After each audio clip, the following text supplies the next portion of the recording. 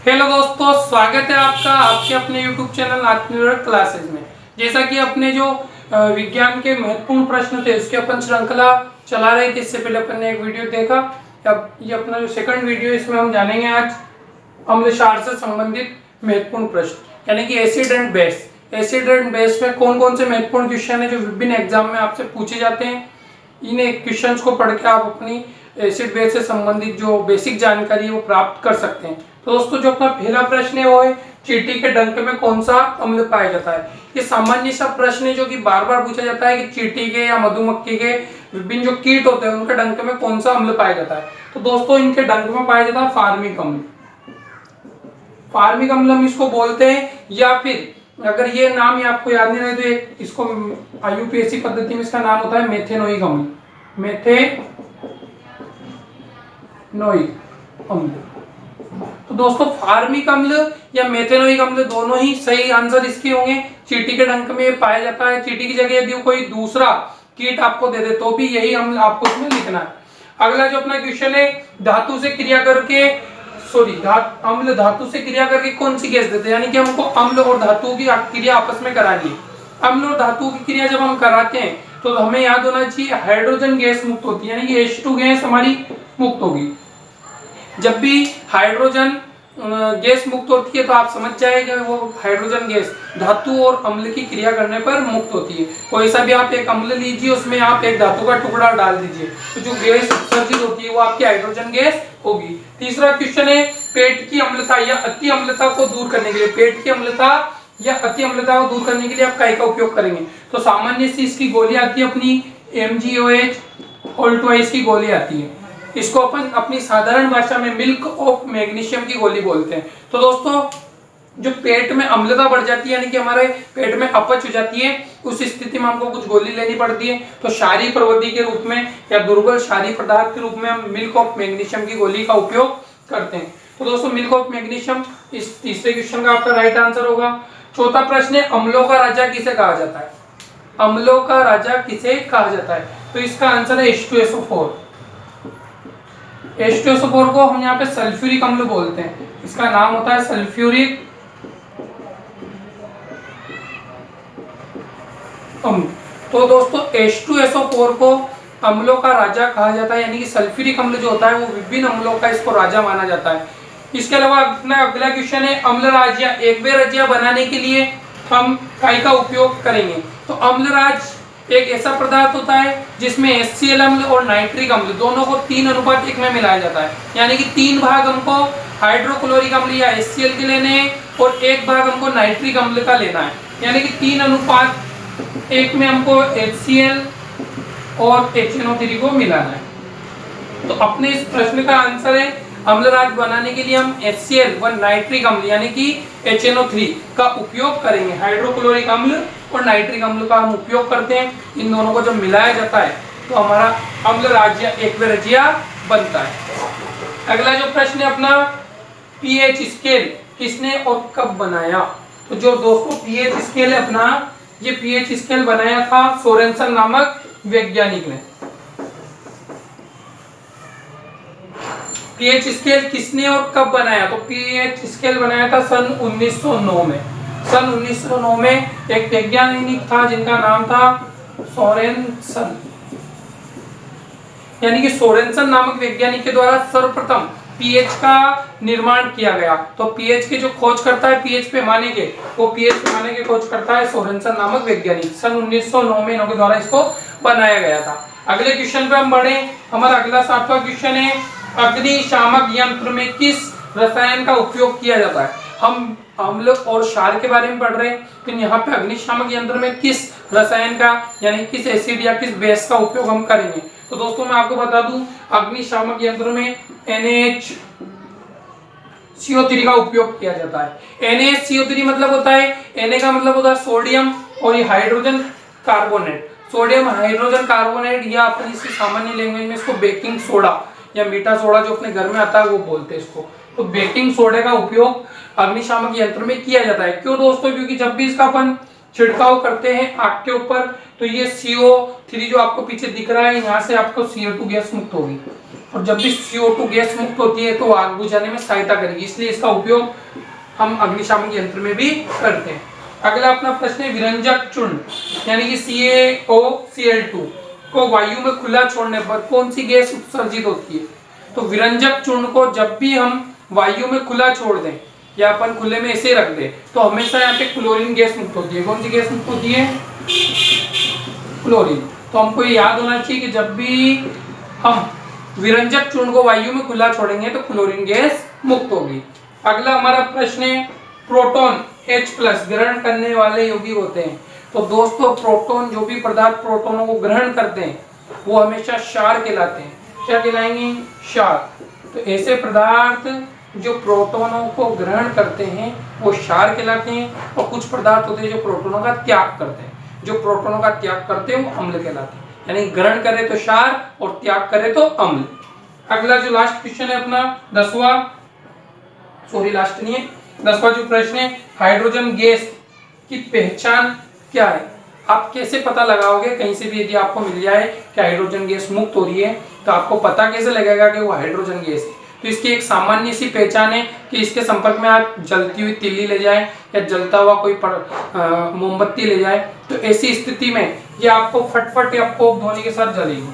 फटफट, या इसको ध्वनि को बोलते हैं हम पोप ध्वनि। तो हाइड्रोजन गैस को जब भी किसी जलती हुई मोमबत्ती या तिल्ली के सामने ले जाएंगे तो ये हाइड्रोजन गैस फटफट या पोप ध्वनि के साथ जलती है। और जब भी कोई गैस फटफट या पोप ध्वनि से जले तो आप समझ जाइए कि वो कौन सी गैस है? हमारी हाइड्रोजन गैस है। अपना जो 11वां क्वेश्चन है पेयजल को जीवाणु मुक्त करने के लिए कैसे किया जाता है, यानी कि किसका उपयोग करेंगे? अगर हमें पेयजल गंदा है, उसमें जीवाणु है, तो उसको जीवाणु मुक्त करना है तो हम काय का उपयोग करेंगे? तो दोस्तों जो पेयजल होता है यानी कि अपना पीने योग्य पानी, उसको जीवाणु मुक्त करने के लिए हमें विरंजक चूर्ण का उपयोग करना चाहिए। हम सीधे सीधे यहाँ उसमें विरंजक चूर्ण मिला देंगे। विरंजक चूर्ण का जो सूत्र होता है वो भी आपको ध्यान होना चाहिए, इसका सूत्र होता है CaOCl2, यानी कि विरंजक चूर्ण का उपयोग करके हम किसी भी पानी को जीवाणु मुक्त कर सकते हैं। तो जो हमारे घरों में नलों का पानी आता है उसमें भी वो वहीं से वाटर वर्क्स से जो बोलते हैं अपन, वहां से जल विभाग से विरंजक चूर्ण उसमें मिलाया जाता है, उसके बाद हमारे घरों में पानी की सप्लाई की जाती है। अगला जो क्वेश्चन है 12वां, हड्डी टूट जाने पर प्लास्टर चढ़ाने में किस यौगिक का उपयोग करेंगे? दोस्तों बहुत बार हमारे हाथ पैर कुछ फ्रैक्चर हो जाते हैं तो हमारी हड्डी टूट जाती है। तो दोस्तों ये हड्डी टूट जाने पे प्लास्टर चढ़ाने के लिए हम काय का उपयोग करेंगे? तो दोस्तों जो प्लास्टर चढ़ाया जाता है वो चढ़ाया जाता है POP का। POP यानी कि plaster of Paris. Plaster of Paris यानी कि POP का उपयोग हमारा हाथ में जब पट्टा चढ़ता है, आपने देखा होगा अपने आसपास, तो वो चपट्टा POP का बनाया जाता है, यानी कि प्लास्टर ऑफ पेरिस। इसका जो सूत्र होता है वो होता है CaSO4.12H2O। अपन को ये सूत्र भी याद रखना चाहिए, CaSO4.12H2O ये POP का सूत्र है। इसका उपयोग हाथों में प्लास्टर चढ़ाने के लिए, जहाँ पे हमारी हड्डी टूट जाए वो प्लास्टर चढ़ता है उसके लिए इसका उपयोग करेंगे।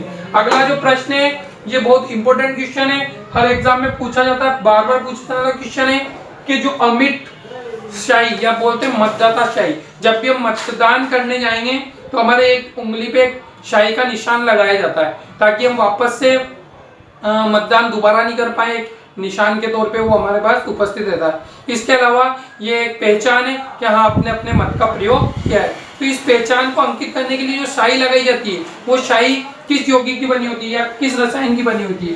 तो ये होती है सिल्वर नाइट्रेट की। जी दोस्तों हमें इसका नाम याद होना चाहिए, सिल्वर नाइट्रेट AgNO3।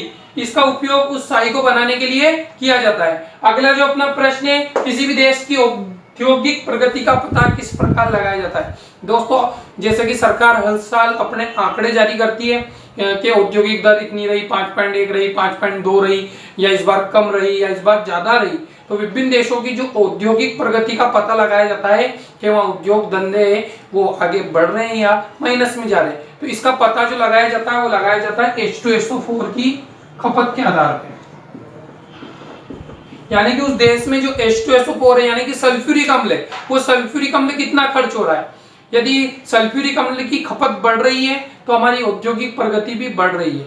और अगर सल्फ्यूरिक दर की जो खपत है वो कम होती जा रही है तो हमारी जो औद्योगिक प्रगति है वो भी क्या होती जाएगी, कम होती जाएगी। तो यहाँ पे किसी भी देश की औद्योगिक प्रगति का हमें पता लगाना है तो हमें वहां की खपत देखनी पड़ेगी H2SO4 की, यानी कि सल्फ्यूरिक अम्ल की।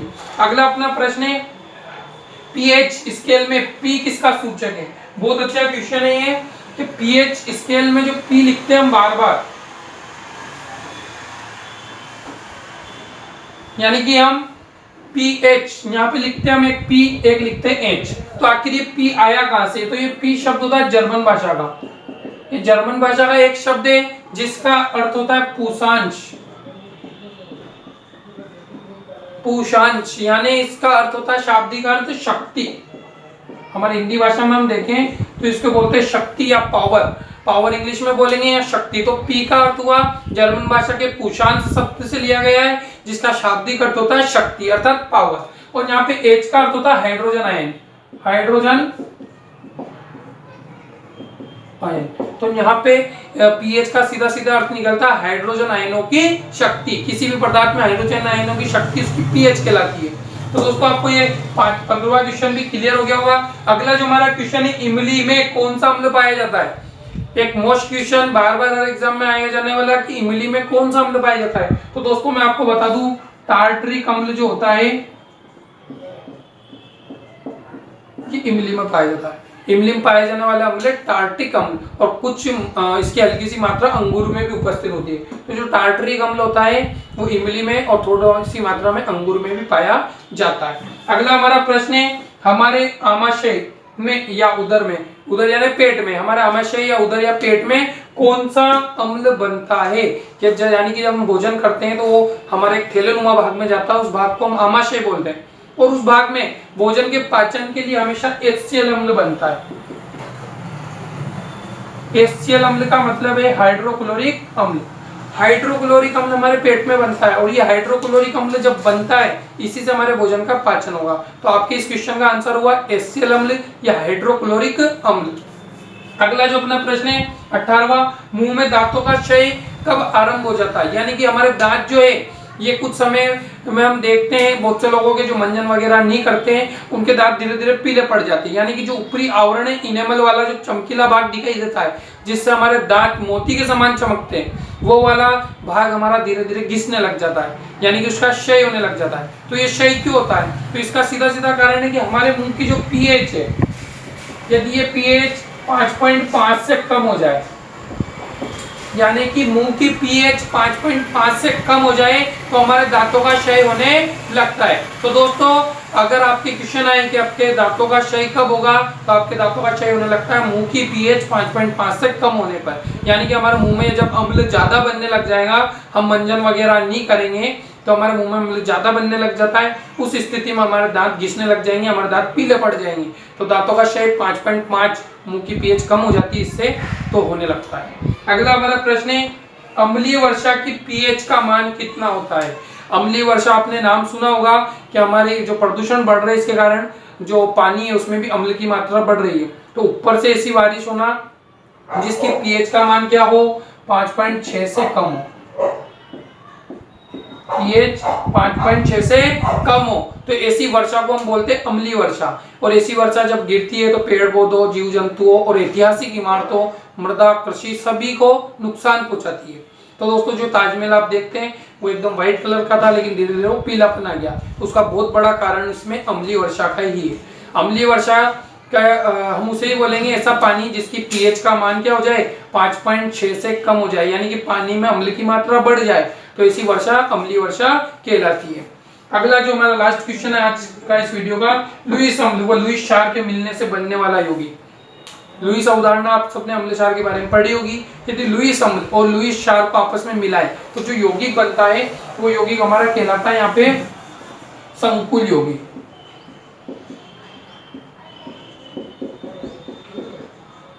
दोस्तों लुईस अम्ल और लुईस क्षार के मिलने के बलस्वरूप बनने वाला यौगिक कहलाता है संकुल यौगिक। और इस यौगिक में जो बंध बनता है वो बंध कहलाता है हमारा उपसंयोजक बंध। उपसंयोजक दोस्तों उपसंयोजक बंध यहाँ पे बनता है और साथ में इस यौगिक को बोलते हैं संकुल यौगिक। तो आप इसे भूलोगे नहीं, संकुल यौगिक। और जो बंध बन रहा है वो उपसंयोजक बंध। दोस्तों आप कमेंट करके बताएं हमें ये वीडियो कैसा लगा, और अच्छा लगे तो लाइक करें और ज्यादा से ज्यादा शेयर करें, ताकि सभी बच्चे इन महत्वपूर्ण प्रश्नों का संकलन एक ही जगह प्राप्त कर सकें। इसी प्रकार हम आपके लिए आगे वीडियो लाते रहेंगे, इसलिए हमारा चैनल सब्सक्राइब करें और ज्यादा से ज्यादा शेयर करें। Thank you.